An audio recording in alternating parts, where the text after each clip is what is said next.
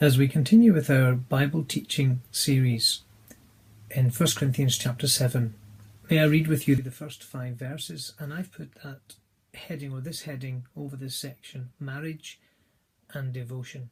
It says this: "Now concerning the things whereof you wrote unto me, it is good for a man not to touch a woman. Nevertheless, to avoid fornication, let every man have his own wife, and every woman have her own husband. Let the husband render unto the wife due benevolence, and likewise also the wife unto the husband. The wife hath not power of her own body, but the husband. Likewise also the husband hath not power of his own body, but the wife. Defraud not ye not one the other, except it be with consent for a time, that ye may give yourselves to fasting and prayer, and come together again, that Satan tempt you not for your incontinency."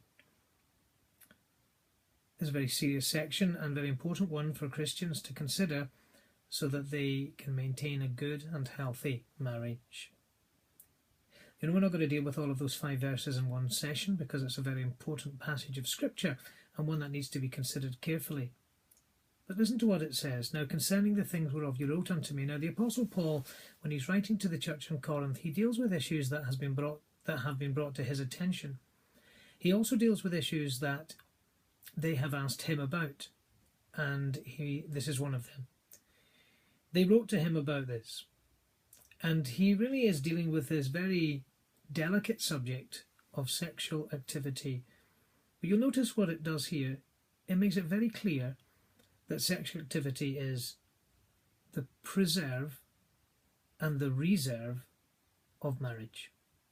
It says, "Concerning the things which whereof you wrote unto me, it is good for a man not to touch a woman."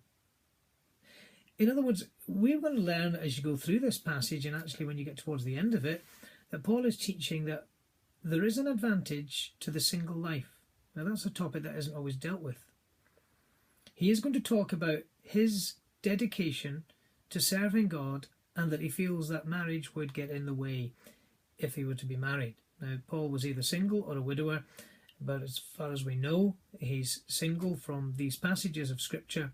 And he makes it very clear at the end of this section that it would be an advantage, as far as he was concerned, to be able to dedicate his time to serving God without the distractions and the appropriate responsibilities that go with marriage. But he does acknowledge that there is a sex drive in human beings. There is a desire for physical relationship. That is God-given. We have to make that very, very clear. It is not sinful. This is one of the things that we need to be clear about in Scripture. Certain acts and behaviours are sinful in certain circumstances, but not sinful in others. If you go into a shop and you take something off the shelf, that would be theft. That would be theft to take something that didn't belong to you. But if you own that shop and you take something off the shelf, it's the same action, but in one circumstance it's sin. It's theft because you don't own it. In the other circumstance, it's your right to do what you want with it. Sex and sexual activity is absolutely pure and right within marriage. Now, I must qualify that. You must be loving and caring and considerate and not overbearing and not forceful, even within marriage. You don't have rights to be dominant and hurtful.